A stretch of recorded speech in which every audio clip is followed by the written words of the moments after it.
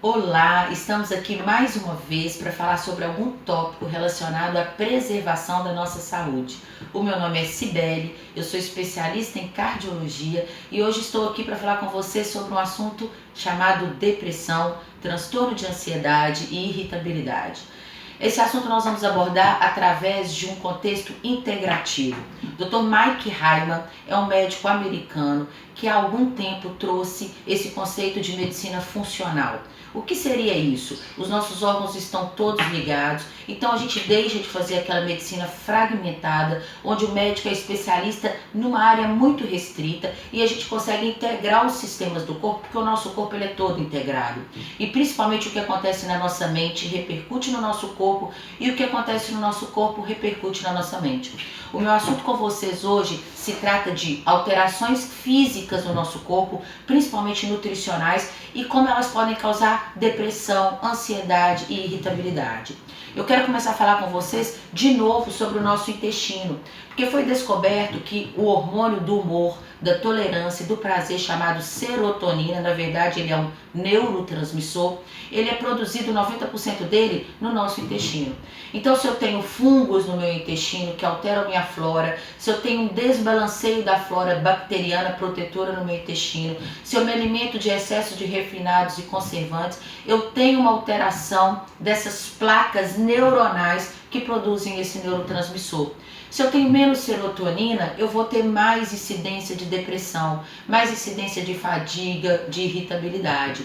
Outra causa é a intoxicação por metal pesado. A gente ouve falar disso o tempo todo e a gente esquece que a gente cozinha muito frequentemente em panelas de alumínio e que nós podemos estar intoxicados com esse metal pesado chamado alumínio, bem como o mercúrio, que hoje é muito comum, principalmente quem tem muito costume de comer japonês. O atum é um peixe, bem como a anchova, que é muito rico em mercúrio. A intoxicação por mercúrio ela leva a uma série de distúrbios neuronais e pode alterar o seu comportamento.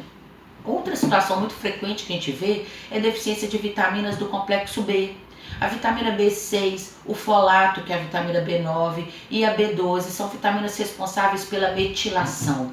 Metilação é uma ação que protege o nosso DNA. E mais importante do que isso, eles são cofatores, eles são substâncias que estão ali na hora da gente produzir um neurotransmissor. Todos nós, para produzir os nossos neurotransmissores, e quando eu estou falando de neurotransmissor, eu estou falando daquele do humor, que é a serotonina, eu estou falando da dopamina, que é o neurotransmissor da concentração, eu estou falando da adrenalina, eu estou falando de vários produtos, inclusive o GABA, que é um neurotransmissor que nos acalma, que nos tira da hiperexcitabilidade, do estresse do dia a dia. E para produzir esses neurotransmissores, nós precisamos desses cofatores, principalmente o magnésio. E hoje a nossa dieta é muito pobre, às vezes, nessas substâncias, e mesmo que a gente se alimente bem, o próprio alimento contém menos desses minerais do que continha antigamente. Então nós temos que fazer uma avaliação e às vezes, quando é necessário, uma reposição. E finalmente, não menos importante, é muito importante a gente saber que quando eu tenho uma alteração da minha psique, estou me sentindo deprimida, desanimada, fadigada, irritada além do normal, eu tenho que fazer uma dosagem, um acompanhamento dos meus níveis hormonais. Antigamente achava que os nossos hormônios esteroides, a testosterona, o estradiol, a progesterona que a mulher produz, era única e exclusivamente para atuar na área ginecológica e sexual. Hoje sabemos que esses hormônios eles são neuroesteroides. Eles têm uma grande capacidade de alterar a nossa psique e o nosso comportamento. Então, antes de qualquer coisa, de pensar que eu vou usar uma pílula, um antidepressivo mágico que vai resolver o meu problema e que na maioria das vezes nós sabemos não vai resolver, é interessante eu perguntar para o meu corpo o que está acontecendo, qual é a causa dessa alteração que não era para estar ali e agora no momento está.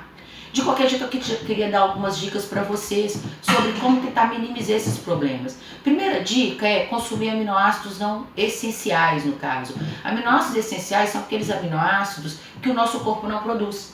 E aminoácidos advêm de proteínas, então nós temos que ter uma dieta um pouco mais rica em proteína. Hoje a gente come muito carboidrato refinado, a maioria das vezes a gente está comendo pão, farinha, arroz, pães, biscoitos, açúcares, conservantes e esquecemos de comer alimentos ricos em proteínas, carnes magras, ovos e por aí vai.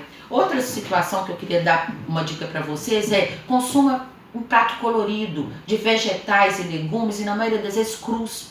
Quando a gente cozinha um alimento, principalmente se a gente cozinha em alta temperatura e por longo período, a gente perde grande propriedade das fibras desse alimento e do conteúdo vitamínico e mineral que tem nele. Então, cenoura crua, beterraba crua, rúcula, agrião, alface, tomate, mostarda e por aí vai, jiló, chuchu, abobrinha. A gente tem que ter um prato muito diversificado desses legumes. Diariamente a gente tem que estar fazendo um rodízio para a gente conseguir aquelas vitaminas daqueles complexos que eu falei que muitas vezes nos falta. Outra coisa é controlar a mente. Hoje a gente vive um mundo muito estressante. A todo momento a gente está sendo solicitado do ponto de vista neuronal e a gente produz um hormônio catastrófico quando em excesso, chamado cortisol. E uma dica que eu dou para vocês é: tenha todo dia um protocolo de realização de uma meditação, de uma oração matinal. Limpe sua mente, abra para qualquer coisa que vai vir nesse dia, tire o estresse do dia, comece o dia bem, faça uma outra realização desse processo no início da noite, para que a qualidade do seu sono seja melhor. E evite substâncias tóxicas. Os nossos vídeos vêm falando muito de evitar açúcar refinado, conservante. Leia um rótulo. Tenta evitar embalagens, alimentos que estão envasados e embalados. Leia ali e se você não conhece o que está escrito no rótulo, não coma. Na verdade, eu falo com meus pacientes que a gente deveria tentar evitar comer o que a nossa avó não conhecia. Porque se a nossa avó não conhecia, provavelmente isso não é uma substância interessante para o nosso corpo. E principalmente, leia nos rótulos uma substância chamada glutamato monossódico. Depois coloquem no Google de vocês o tanto de alimento que é rico nesse veneno chamado glutamato monossódico, que neuroexcita o nosso pensamento, que é responsável hoje por Alzheimer, por Parkinson, por autismo e por graus de irritabilidade, de tensão pré-menstrual e de uma série de outras coisas. Bom, gente, por hoje é só. Estamos aqui. Semana que vem mandamos outro vídeo para vocês. Um abraço.